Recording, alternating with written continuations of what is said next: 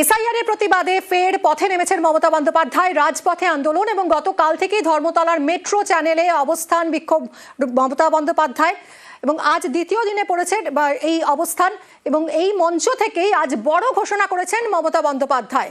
সবুজ বেকার ভাতা, যুবসাথী, এই যুবসাথীর টাকা আজ থেকেই অ্যাকাউন্টে ঢুকে যাবে। মার্চেই বেকারদের অ্যাকাউন্টে ১৫০০ টাকা। ধর্মতলা ধর্ণা মঞ্চ থেকে বড় ঘোষণা মমতা বন্দ্যোপাধ্যায়। এই যুবসাথী অর্থাৎ ২১ থেকে ৪০ বছর বয়সী যারা মাধ্যমিক পাস, যারা অন্য কোনো প্রকল্পের সুবিধা পান না, বেকার, তাদের যুবসাথীর টাকা দেওয়া হবে এবং এই বাজেটেই ঘোষণা হয়েছিল সেই টাকা দেওয়ার কথা ছিল এপ্রিল মাস থেকে, কিন্তু আজ বড় ঘোষণা করেছেন মমতা বন্দ্যোপাধ্যায়। এপ্রিল নয়, আজ থেকেই যুবসাথীর টাকা ঢুকে যাচ্ছে অ্যাকাউন্টে। সোমরাজের সঙ্গে কথা বলবো। সোমরাজ, ভোটের আগে বড় চমক, মাস্টার স্ট্রোক মমতা বন্দ্যোপাধ্যায়।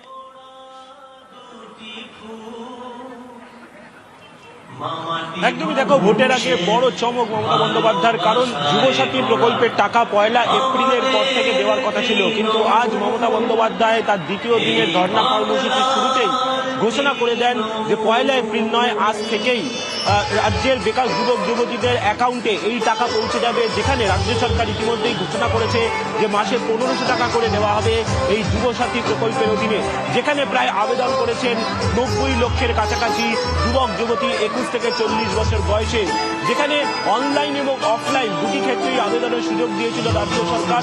গত ১৫ই ফেব্রুয়ারি থেকে ২৬শে ফেব্রুয়ারি পর্যন্ত এই আবেদন করতে পেরেছিলেন রাজ্যের যুবক যুবতীরা, যেখানে দেখা গেছে অনলাইন এবং অফলাইন মিলিয়ে প্রায় ৯০ লক্ষের কাছাকাছি আবেদন জমা করেছে।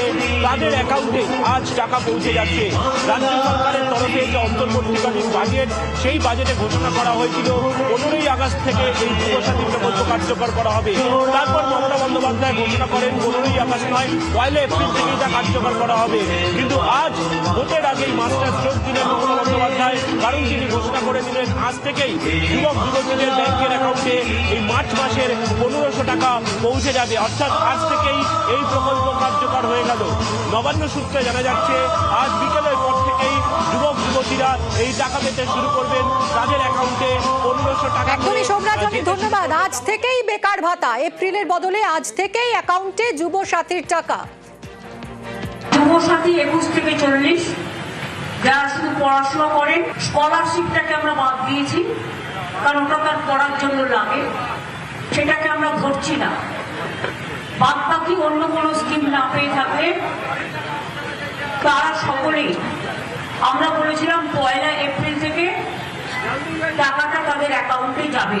কিন্তু কালকে আন্তর্জাতিক মহিলা দিবস আছে, তার উপহার হিসেবে আমরা 1 এপ্রিলটা একটু চেঞ্জ করে আজ থেকেই তাদের অ্যাকাউন্টে টাকা যাবে। মার্চ থেকেই অ্যাকাউন্টে ১৫০০ টাকা। মুখ্যমন্ত্রীর এই ঘোষণায় খুশি আবেদনকারীরা। আমরা যুবরা আমরা এটাকে বেকার ভাতা হিসেবে নিচ্ছি না। আমরা একটা মুখ্যমন্ত্রীর একটা আগামী দিনে আমার চাকরি বাকরি অ্যাপ্লিকেশনের জন্য বা আগামী দিনে যে আমাদের কর্মসংস্থানের জন্য যে অ্যাপ্লিকেশনগুলো করতে হয়, তারও তো একটা খরচ আছে। সেই হিসেবে যেহেতু আমরা বেকার, আমাদের বাবা মায়ের কাছে হাত পাততে হয়, সেই ক্ষেত্রে হিসাবে আমি একটা অ্যাপ্লিকেশন করেছিলাম। যুবরা আমরা সত্যি খুব খুশি এবং খুব আনন্দিত। আশা করি কিছু আমাদের হাত খরচ বা আমরা যে চাকরির জন্য অ্যাপ্লাই করছি সেটা আমরা করতে পারবো। আজকে থেকে টাকা ঢোকার কথা, আমরা তো খুবই খুশি আছি। মাননীয় মুখ্যমন্ত্রীকে ধন্যবাদ জানাবো বেকার যুবক যুবতীদের পাশে থাকার জন্য। আমরা যে একটা চাকরির ইন্টারভিউ দিতে গেলেও বাবা মায়েদের কাছ থেকে টাকা নিতে হতো, সেই টাকাটা এখন আমরা এই ১৫০০ টাকা করে পেলে আর বাবা মাদের কাছ থেকে নিতে হবে না। খুবই অপেক্ষায় রয়েছি। কালকে খবরে দেখলাম যে আজকে টাকা ঢুকবে, সেই আশায় রয়েছি যে মাননীয় মুখ্যমন্ত্রী যে আমাদের বেকার যুবক যুবতীদের জন্য যে এতটা উনি করুণ ভাবে ভেবেছে, অসংখ্য ধন্যবাদ ওনার কাছে। ভোটমুখী বাংলায় যুবসাথীতে তরজা শুরু হয়েছে। ভাতা নয়, চাকরি চাই, মন্তব্য দিলীপ ঘোষের।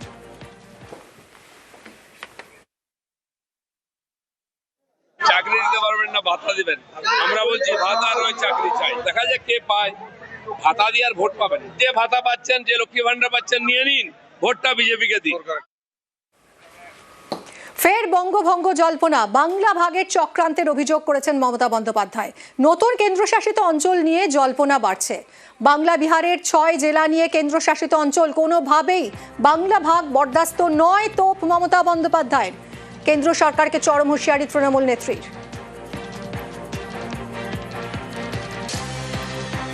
সরাসরি কথা বলবো আবিরের সঙ্গে। আবির, চরম হুঁশিয়ারি দিয়েছেন আজ মমতা বন্দ্যোপাধ্যায় কেন্দ্রীয় সরকারকে, এবং এই ইস্যুতে আগামী দিনে কতদূর যেতে পারে তৃণমূল কংগ্রেস? মমতা বন্দ্যোপাধ্যায়ের বার্তায় কি ইঙ্গিত?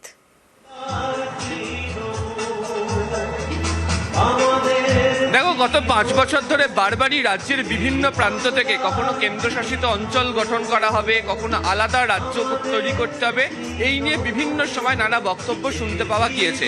এবং প্রত্যেকটা ক্ষেত্রেই তৃণমূল কংগ্রেসের বক্তব্য থাকে যে বাংলাকে কোথাও ভাগ করতে দেওয়া হবে না, এবং কোথাও গিয়ে যদি বাংলা ভাগের বিরুদ্ধে তাদের যে ধরনের আন্দোলন, সেই আন্দোলন তারা চালিয়ে যাবেন। বিভিন্ন সময় দাঁড়িয়ে একাধিক তৃণমূল কংগ্রেসের এই রাজ্যের অন্তত প্রধান বিরোধী দল বিজেপির এই বিষয়গুলো বা তাদের বিধায়কদের বক্তব্যকে একাধিকবার খণ্ডন করেও নানা সময় কথা বলতে শুনতে পাওয়া গিয়েছে হচ্ছে তৃণমূল কংগ্রেসকে।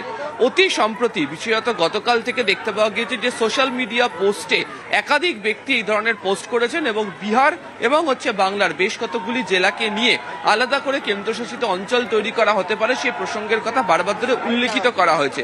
যদিও তা নিয়ে এদিন থেকে মঞ্চ থেকে বলতে গিয়ে মমতা বন্দ্যোপাধ্যায় বলেছেন যে কোথাও কি গিয়ে এসআইআর করে বাংলার মানুষের নাম বাদ দিয়ে আসলে কোথাও এই ধরনের কেন্দ্রশাসিত অঞ্চল তৈরি করার যে পরিকল্পনার বিষয় করা হচ্ছে, যদি এই ধরনের বাংলা ভাগের কোনো প্রচেষ্টা করা হয় তাহলে তারা তার বিরুদ্ধে রুখে দাঁড়াবেন। প্রয়োজনে দিল্লি থেকে তাদের যে আন্দোলনের প্রসঙ্গের কথা, এটা সেদিনকে মনে করিয়ে দিয়েছেন। যদি তুমি জানো যে মমতা বন্দ্যোপাধ্যায়ের বক্তব্যের পর কেন্দ্রীয় সরকারের তরফ থেকে বলা হচ্ছে যে কেন্দ্রের তরফ থেকে এই ধরনের কোনো বিষয় নিয়ে ভাবনা চিন্তা করা হয়নি, এবং তারা কোনো বিষয় নিয়ে তারা কোনো কথাও বলছে না। কিন্তু রাজনৈতিকভাবে তৃণমূলের বক্তব্য হচ্ছে যে সোশ্যাল মিডিয়া বা অন্য কোনো মাধ্যমে এই বিষয়গুলোকে আসলে ভাসিয়ে দিয়ে ওই বিভিন্ন এলাকার যে ভোটাররা রয়েছেন তাদেরকে যে প্রভাবিত করার প্রচেষ্টা এর মধ্যে দিয়ে হতে পারে। তারা সেই কারণেই গোটা বিষয়টা নিয়ে তারা প্রতিবাদ করছেন, এবং তাই বাংলা ভাগের যদি বিরুদ্ধে বাংলা ভাগের কথা যদি কেউ বলেন তাহলে তার বিরুদ্ধে যে তারা জোরদার আন্দোলন চালিয়ে যাবেন সেই প্রসঙ্গের কথাই এদিকে তৃণমূল সুপ্রিমোর কথায় শুনতে পাওয়া গিয়েছে ধর্মতলার মেট্রো চ্যানেলের মঞ্চ থেকে।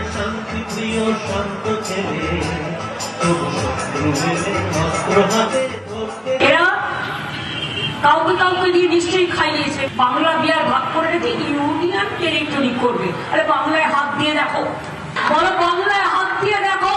ওদের ধান্দাবাজি হচ্ছে বাংলাটাকে ভাগ করা, আবার একটা বঙ্গভঙ্গ করা। বিহারিতে একবার ভাগ করেছে, বিহার ঝাড়খণ্ড হয়েছে, বড় ছিল। বিহারিতেও ভাগ করার চেষ্টা করছে। আমরা পরিষ্কার বলি, ডাবল ইঞ্জিন সরকার যেখানেই ক্ষমতায় থাকবে সেখানেই লুটে পুটে খাবে, এটাই ওদের কাজ। করছে লুট, বলছে ঝুট। বঙ্গভঙ্গ করবে, আগে অ্যাবসেন্ট সামলান, তারপর